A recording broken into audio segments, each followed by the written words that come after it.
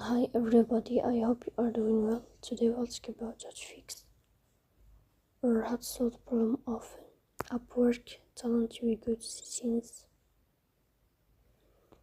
Here you will go to apps, default apps, app settings. Here in this page you will go to above to search about Upwork talent.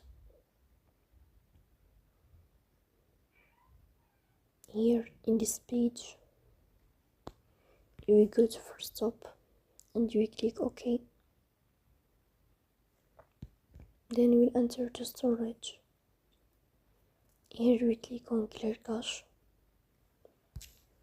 In the end you will turn off your phone and you will wait a moment to restart